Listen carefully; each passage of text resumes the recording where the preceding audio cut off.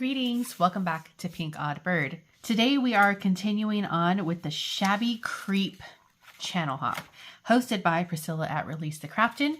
You might already have been following along with this, but if you haven't, you can always follow the hashtag ShabbyCreep24 and check out what everybody has been doing on the various platforms. Today we are on day 22 and we are going to be reviewing portraits on the wall here with me, April, at PinkOddBird. Welcome if you're new here and welcome back if you're not. So portraits on the wall. All right, so we have to, the objective here is we're gonna have to make it a little bit of shabby chic, but creepy. So shabby creep. So for portraits on the wall, the idea that I had was kind of like making one of those little waterfall pull tabby thingies. And I don't think I've ever made one of those. If I have, it's been, well, maybe I have. It's been a while though, if I have made one. So that's what we're going to do today. And it is going to be housed in the journals that I'm rehauling. So let's go ahead and give it a go. I would like to also accredit the video that I watched the tutorial on here on the screen, and I'll link it down my original inspiration in the description box below. This is how I figured out exactly how to do it without really messing it up, because this is one that I think you do kind of need the instructions for. Otherwise, it might get a little wacky-tacky. So let's go ahead and get started.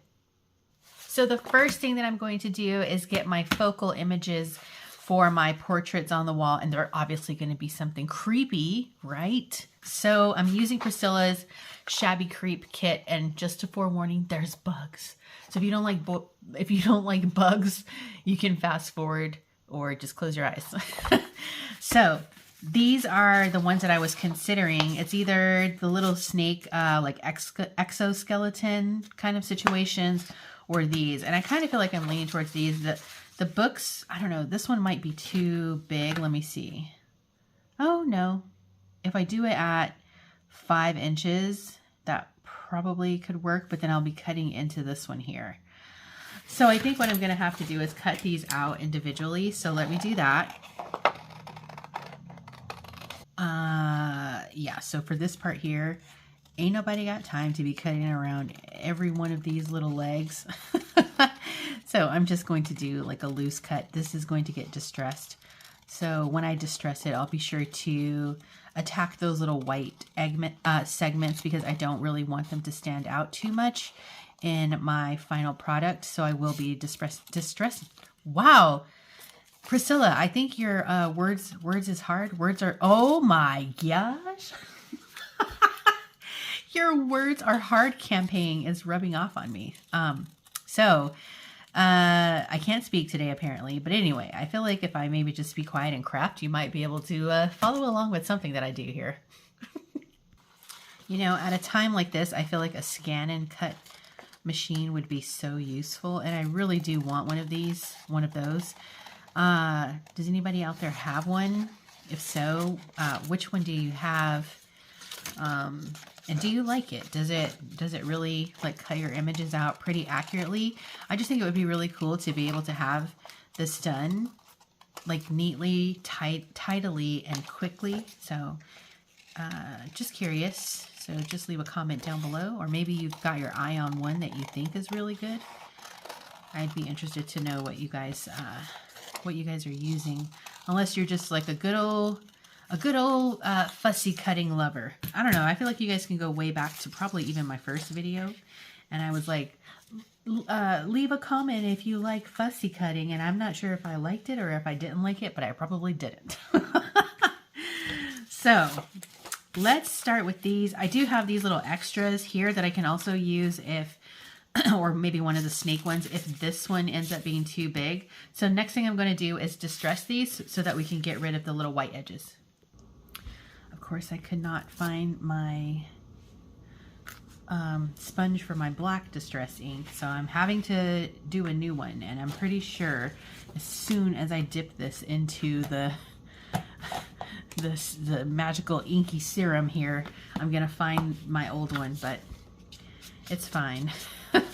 So let's just do away with these little edges here and make sure that those little white segments are going to be covered up. Mine, maybe your book doesn't really matter, but my book is going to be a mostly dark book that I'm working on, so I do kind of want to make sure that there isn't anything like too stark, like white sticking out on it, because it's going to stand out too deeply. So that's better.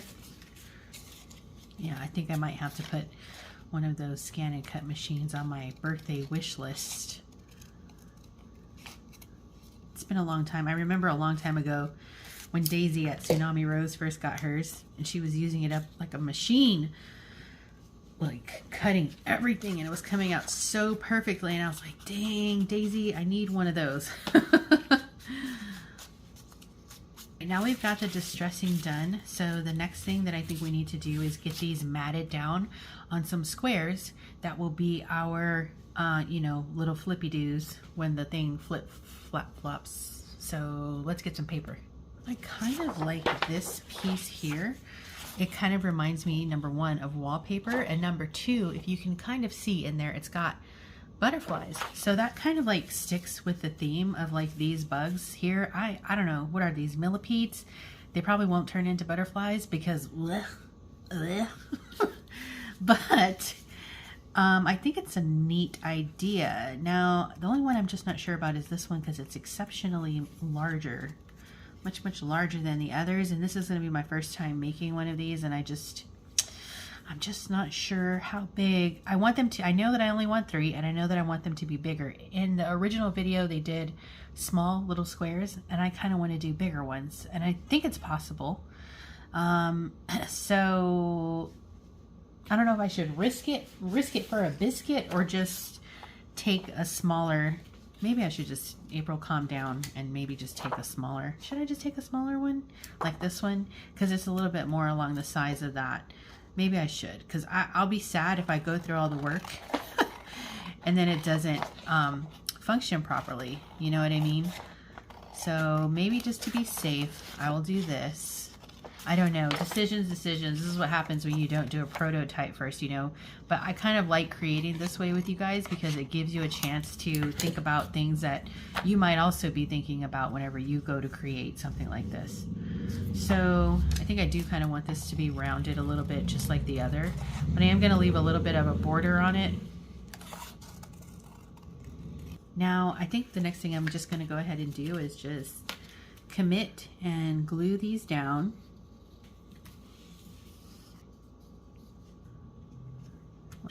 And let's go ahead and do this one here. Cool. So now I want to, like I said, I do want this to be a little bit more grungy. So let's take our vintage photo.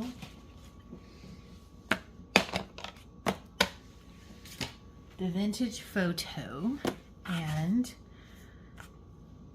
I want to just dim down this background a little bit, just to give it some more like age, so it's not so like perfect new.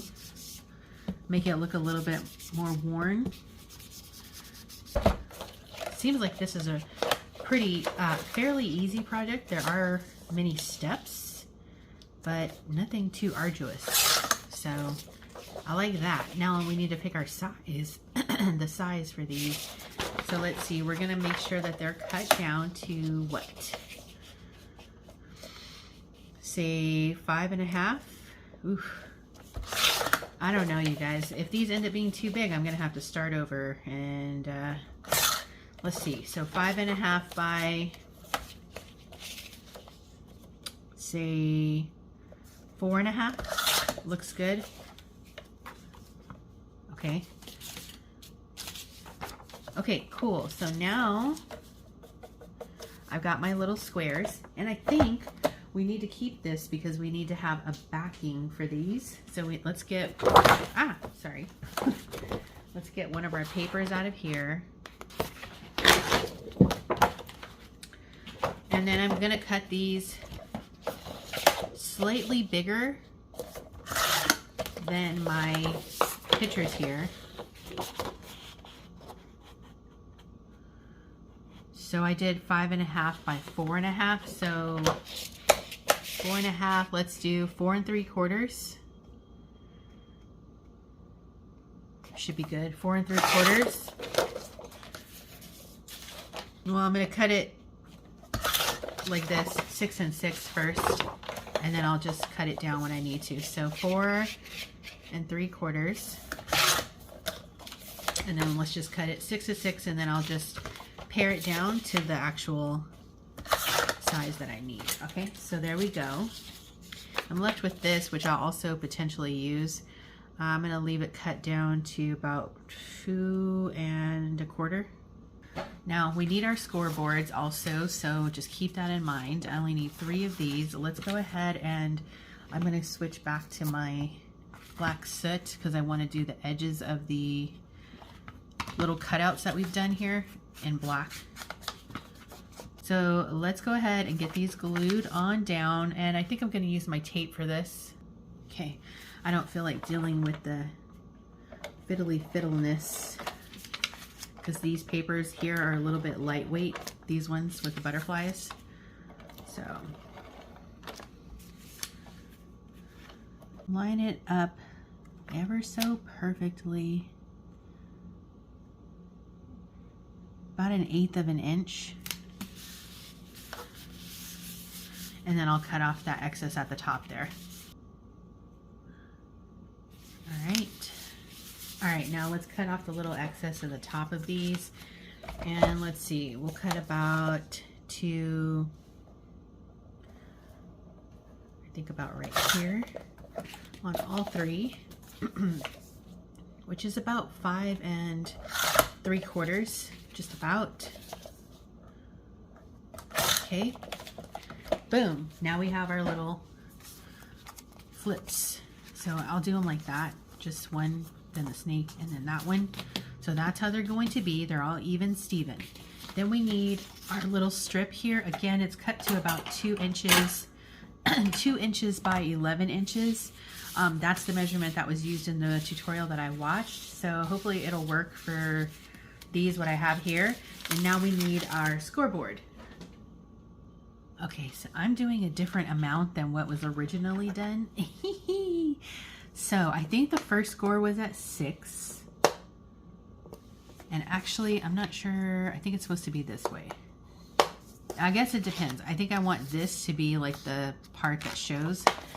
So 6, 6 1/2, and 7. The next thing that we're going to do is take our images and glue these onto our little thing here. So remember, this is how it is. All right, so I'm just going to add my tape to that first top little rectangle and glue this one down. I'm going to try and do this as evenly as I can. So should be about right there as the center.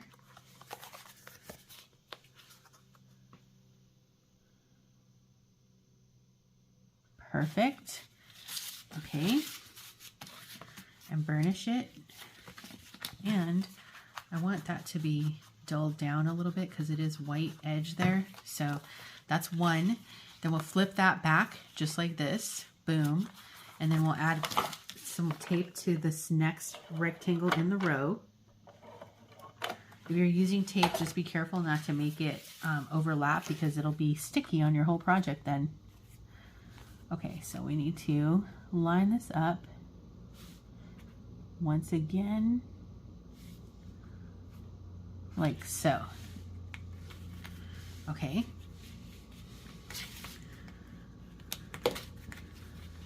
And next, the last one here. All right, great. Perfect.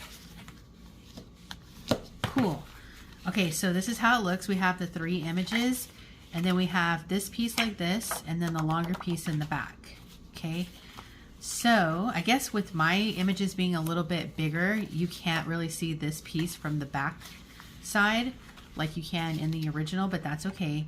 I think the next step that we're going to do, I'll show you how I'm going to get around that. So the next step that we're going to do for this is we're going to take a strip, and then we'll glue this. I think we do this one flush, if I remember correctly. I sure hope so. And again, this is going to be glued down on the shorter piece. like so. Pull it. Ah, perfect. Okay. So then I guess the next thing that I need to do is figure out how to make this a little bit longer so that we have something to actually pull to make the tab, so, you know, to make it float. You'll float too. You'll float too. Okay. Little bugs from here.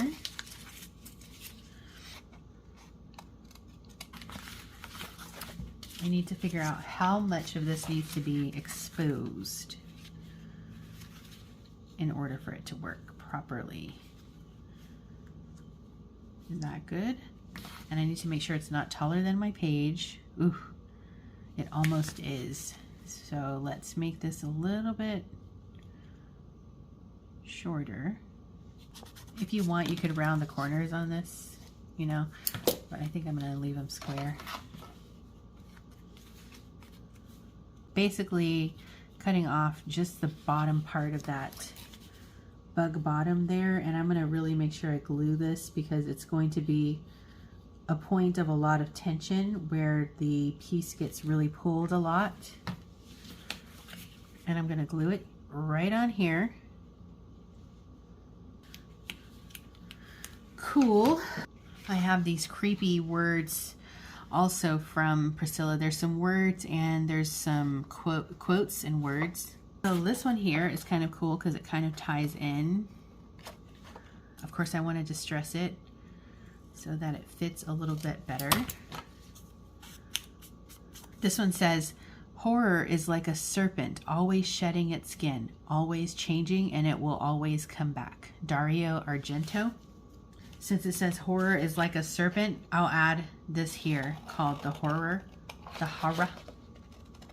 I'm going to first glue this one down. This quote here. So now I'm going to take the book and show you guys how to plant this in.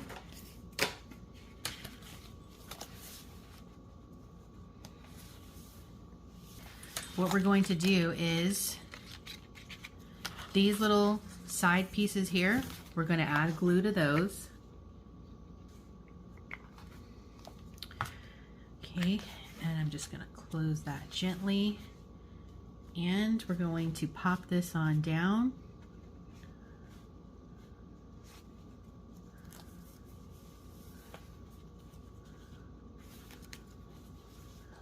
Like so.